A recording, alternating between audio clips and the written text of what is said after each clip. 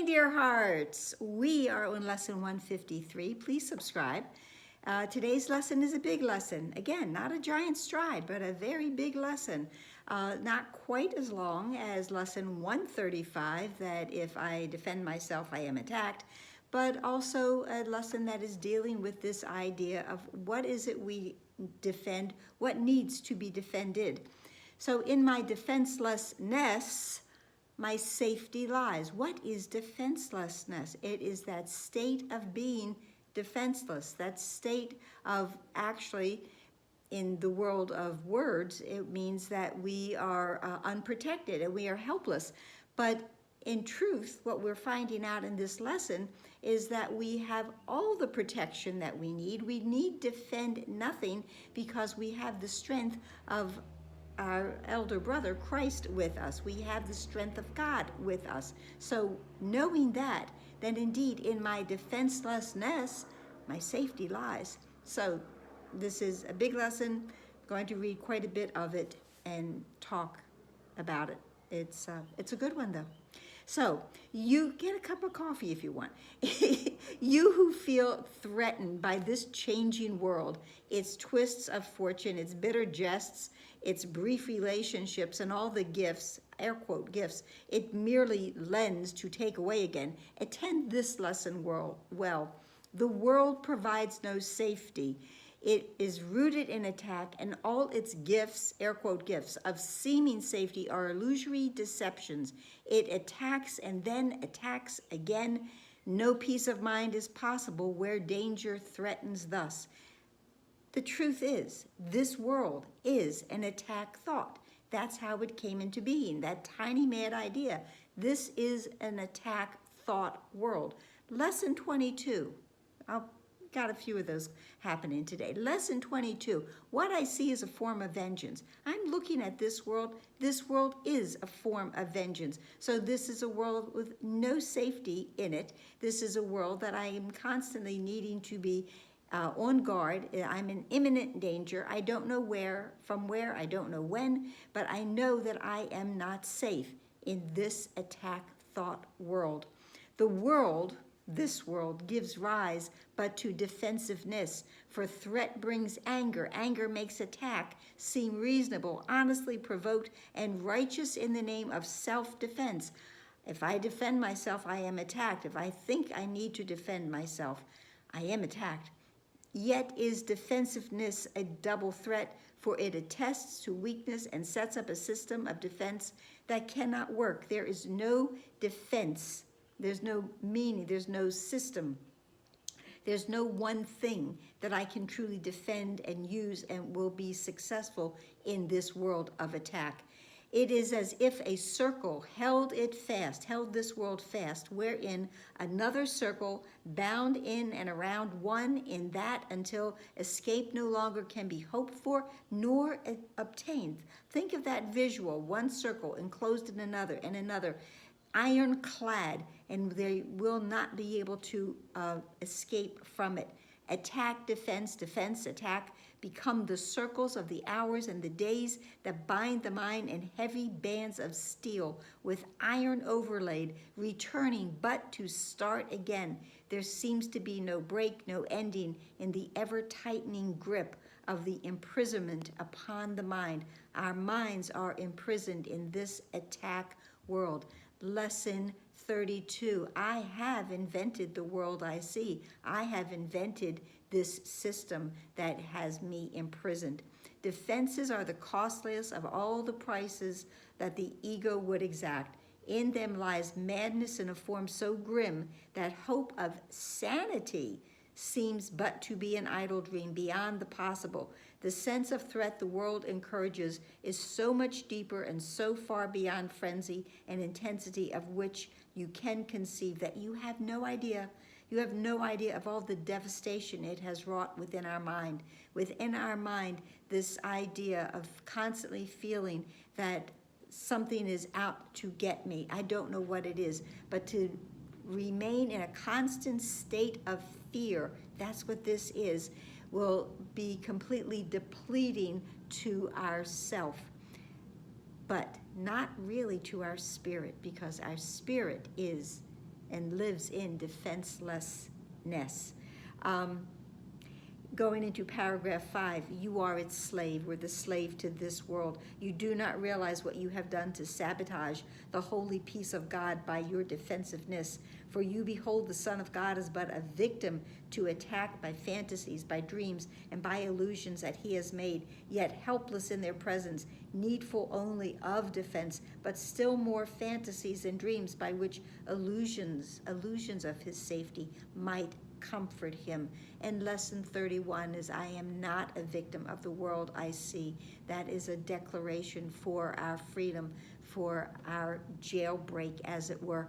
In paragraph 6, it says, defenselessness is strength, not how we would think of it. It testifies to recognition of the Christ in you. Perhaps you will recall the text maintains that choice is always made between Christ's strength and your own weakness seen apart from him. When I see myself as apart from my elder brother and apart from God, then indeed I see myself as weak and little and at the mercy of all of these outside forces.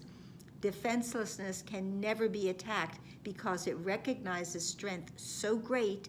Attack is folly. It's a silly game a tired child might play when he becomes too sleepy to remember what he wants and also who he is. Remember, there are only two states, mind asleep and mind awake. When our mind is asleep, then I believe in all of this attack lore going on. I believe of the attack, the defense, the rinse and repeat. I believe that is my world. But it is not going to be present in my mind, not prominent in my mind. It will be gone when I awake. Defensiveness is weakness. Defenselessness is strength. Defensiveness proclaims that you have denied the Christ and come to fear your Father's anger. And then again, if I defend myself, I am attacked. We will not play such childish games, pardon me, today. It is our true purpose, for our true purpose is to save the world, and we would not exchange our foolishness, the endless joy our function offers us, saving the world. Okay, the salvation of this world comes from my one self. Salvation comes from my one self. This is what we still will learn, and we will understand that that indeed is true.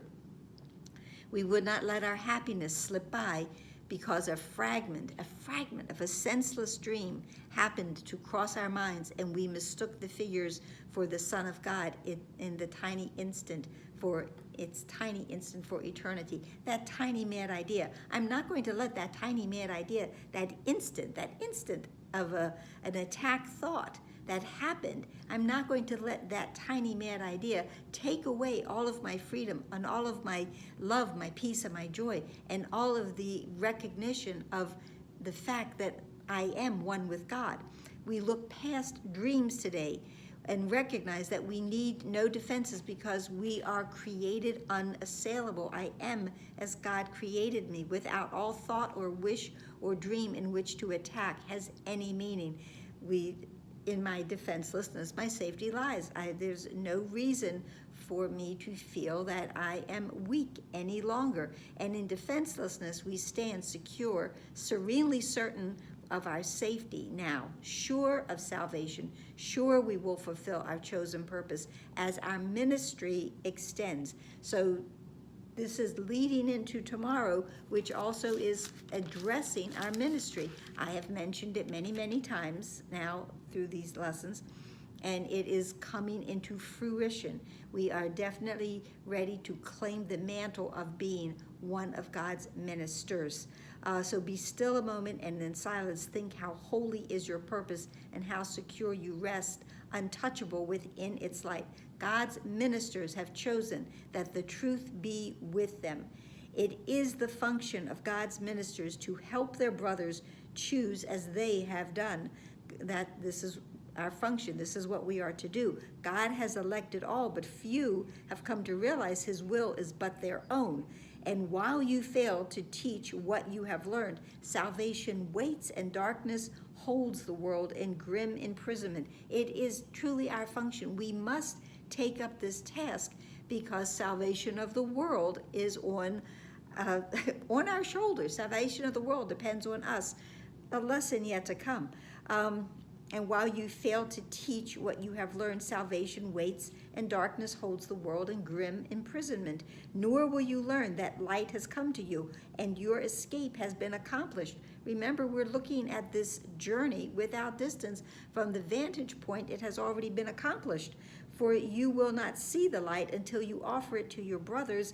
As they take it from your hands, so will you recognize it as your own. That's often how we realize that we have something, when it is extended to a brother. And then we realize, well, I had that, and I could not have given it if I did not first have it.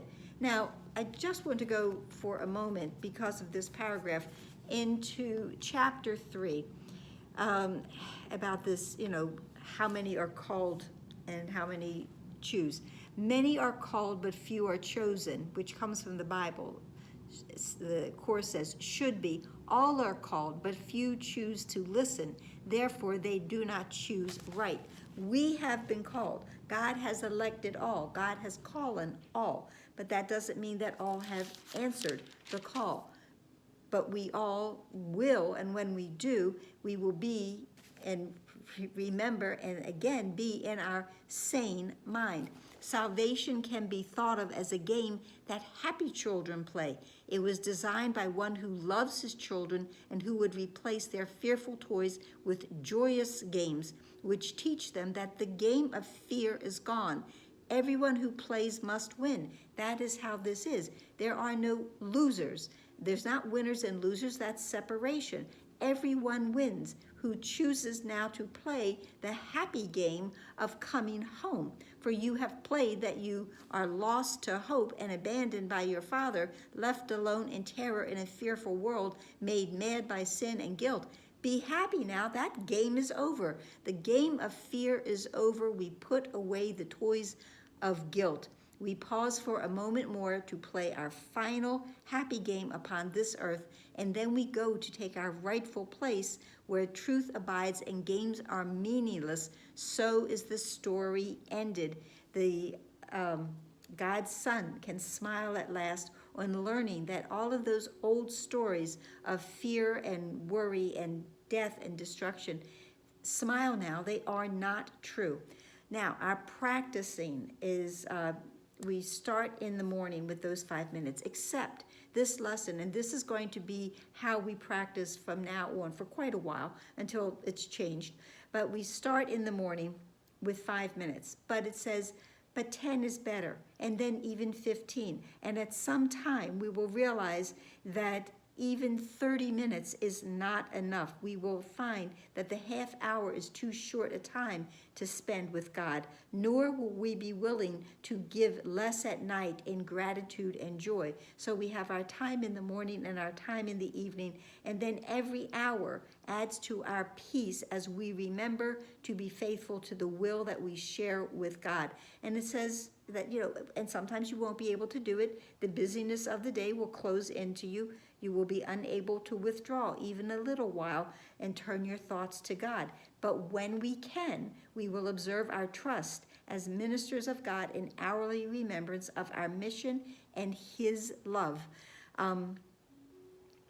So in time, with practice, you will never cease to think of Him and hear His loving voice guiding your footsteps into quiet ways where you will walk in true defenselessness. God goes with me wherever I go, and you will know that heaven goes with you.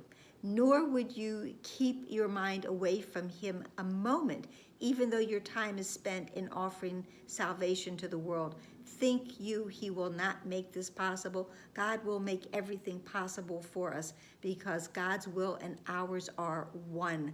We rise up strong in Christ and let our weakness disappear as we remember that His strength abides in us. We remind ourselves He is beside us throughout the day and never leaves our weakness unsupported by His strength. We always have the strength of God, the strength of Christ with us. and we call upon his strength each time we feel the threat of our defenses undermine our certainty of purpose. We will pause a moment as he tells us, I am here. And again, there's the lesson where we can, who walks with me? Who walks with me? And we know that indeed our elder brother walks with us. The ministers of God can never fail because the love and strength and peace that shine from them to all their brothers come from God. These are his gifts to you. Defenselessness is all you need to give him in return. You lay aside but what was never real. We let go of every illusion, every false idea, to look on Christ and see his sinlessness. It's a lovely lesson. I've done a lot of it. There's still parts I did not. So if you really want to, go and read it. It is lovely. I hope you enjoy this. I hope this was helpful. Please like, please share, please subscribe, please comment. Please take in a deep breath and smile as you're taking up this mantle, as we take it up together to indeed be among the ministers of God. And that was a sneak peek for tomorrow. Take in a deep breath, have a big smile, and please be here tomorrow. Namaste.